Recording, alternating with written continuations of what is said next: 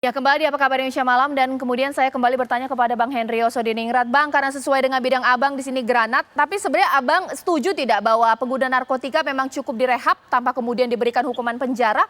Tapi bagaimana dengan efek jerahnya, Bang? Oke, ini saya kepikir kembali dulu, janganlah mengatakan bahwa karena lapas yang sesak, ada 13 atau berapa banyak lapas yang over capacity. Semua tunjukkan dengan saya lapas mana, rutan mana yang tidak over capacity sekarang. Kemudian alasan bahwa kita kekurangan personel petugas, ya udah dari lama sebetulnya. Baik. Ditambah personilnya, oke. Nah sekarang yang pasti saya katakan tadi bahwa tidak dapat dipungkiri, ini ada orang yang lalai dalam mengeluarkan mereka ya, dari tempat di mana mereka ditahan, atau melepaskan mereka keluar dari pintu gerbang. Bahwa mereka akan melarikan diri itu soal lain, tugas kepolisian nantinya. Ya. Artinya ada orang yang harus bertanggung jawab terhadap meninggalnya 41 orang itu. Baik. Ya. Sekarang meskipun sedikit orang, tapi kalau lalai mengeluarkan mereka, ya tetap aja meninggalkan atau terbakar. Baik, Bang Henry. Oke. Sekarang pertanyaan, setuju atau tidak dengan mereka yang pengguna itu direhab, ya. Saya setuju sejauh, ya. Kita harus tetap kita bikin garis dulu, ya. Bagi mereka yang sudah mengalami ketergantungan, baik psikis maupun fisik, ya, itu boleh direhab, saya setuju. Karena hukuman apapun yang diberikan ke mereka tidak ada manfaatnya kecuali direhab.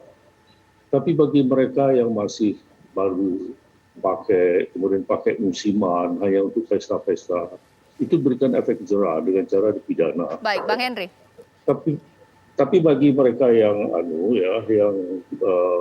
canduan, sama sekali tidak ada manfaatnya untuk mempidanakan orang-orang itu. Baik. Itu pendapat saya. Baik, Bang Henry, ini karena waktunya singkat sekali, Mbak Rika boleh ditanggapi dari Ditjenpas sendiri, setuju tidak kalau kemudian undang-undang kita revisi sehingga kemudian pengguna narkoba yang menjadi warga binaan ini semakin berkurang? Sangat setuju, Mbak. Kami setuju sekali karena memang andaikan pengguna narkoba ini direhabilitasi, itu akan sangat bersignifikan dengan isi hunian. Kita berkurang 30 sampai dengan 40% dari over kapasitas. Sekali lagi, walaupun ini memang bukan semua jawaban, tapi ini adalah jawaban yang karena memang selain narkoba, nah sekali lagi ini mengurangi masuknya orang ini juga sangat penting. Baik. Artinya ada alternatif lagi bisa dilakukan seperti tahanan. Apabila memungkinkan tahanan ini di luar narkotika, ya kalau kita sepakat bahwa ini akan lebih baik direhabilitasi, tidak masuk lapas ataupun rutan. Untuk tindak pidana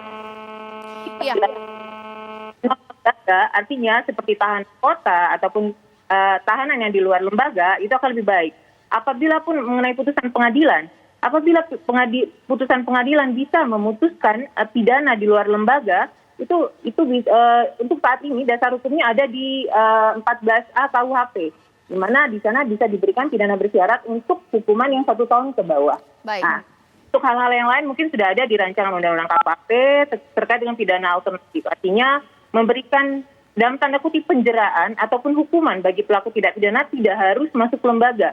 Contoh adanya sanksi sosial seperti di beberapa negara dengan kerja sosial.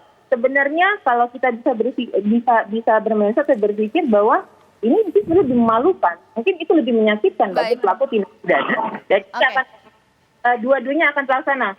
Masyarakat puas dengan pidananya dan si pelakunya pun insya Allah akan menyadari kesalahannya dan kembali ke masyarakat dengan baik. Baik, terakhir Bang Erasmus, ini kan sudah masuk prolegnas revisi undang-undang narkotika, tapi kan lama ini Bang. Mungkin bentuk kerjasama kepada aparat penegak hukum untuk lebih ke pasal 127-nya ya, bukan 111 ya, baru yang punya kemudian dikenakan hukuman. Bagaimana? Mbak, kita itu punya peraturan bersama 2014 tentang TAT.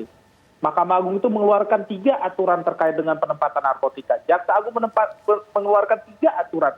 terkait narkotika.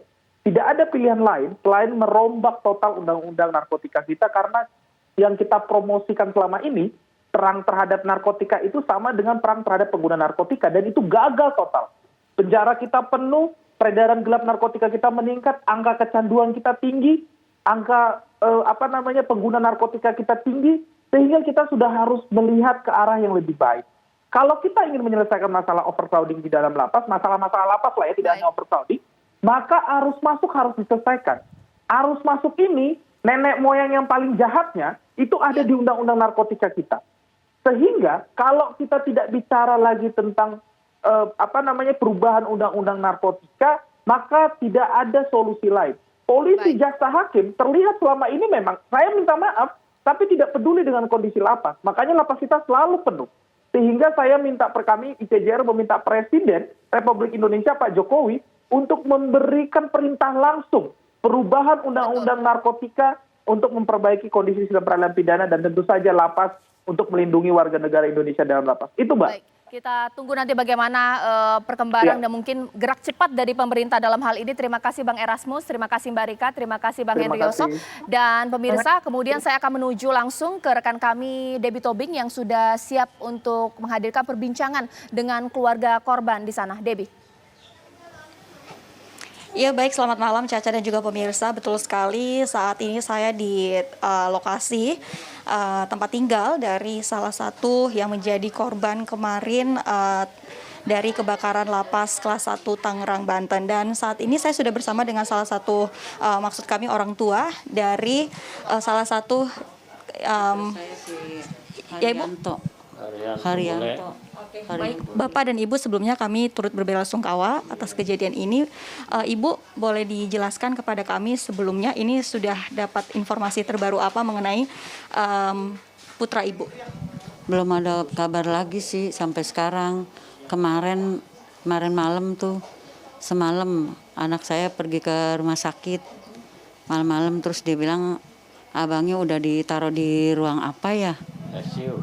Bukan, udah ditaruh di ruang, bukan ICU, apa sih tadi? Mengerti, iya. Nah, terus dia tapi belum bisa dijenguk katanya. Mendingan Bapak pulang aja gitu, tapi ninggalin nomor telepon. Nanti kalau ada apa-apa dibilangin di telepon, tapi sampai sekarang belum ada kabar dari rumah sakit. Gitu. Oke, berarti yang terakhir yang Ibu dapatkan informasi untuk hasil ataupun kondisi terkini dari anak Ibu ini seperti apa, Bu? Yang sebelum dia kebakar. Maksud kami yang sudah setelah terjadi kebakaran ini. Belum ada inian apa-apa, belum ada kabar apa-apa. Sebelumnya Ibu sudah dapat kabar ini kapan terjadinya kebakaran ini? Setelah ada terjadinya kebakaran, Ibu sudah dapat kabar dari lapas langsung atau seperti apa? Boleh diceritakan kepada kami? Saya bukan dari lapas langsung. Jadi yang bilangin emang dari lapas, tapi yang bilangin temennya si bule. Dibilangin ke adiknya, abang kamu lagi kena musibah. Pantes kata adiknya, gue hubungin handphonenya nggak aktif-aktif gitu. Nah, terus dia bilang, abang lu kena musibah, itu dia kebakar, katanya udah ditaruh di rumah sakit, di ICU gitu. Nah, terus dia nelpon ke ibu terus ibu juga ada tetangga ibu, lakinya atau pembantu polisi tahu apa, dia bilang, anak mbah namanya Haryanto alias Bule bin Ramli. Tuh, iya dia lagi kena musibah, katanya dia kena kebakar, bilang gitu. Nah, terus saya saya duduk aja situ, saya nunggu kabar gitu ya. Terima kasih Ibu untuk informasinya. Dan itu dia tadi pemirsa informasi terkini dari salah satu korban yang menjadi korban kemarin di kebakaran lapas kelas 1 Tangerang. Caca. Terima kasih Debbie mengabarkan langsung dari rumah salah satu korban, dan informasi tadi sekaligus menutup apa kabar Indonesia Malam untuk hari ini. Tetap ingat pesan Ibu, patuhi protokol kesehatan dan segera divaksin. Saya Caca Nisa, selamat malam, sampai jumpa.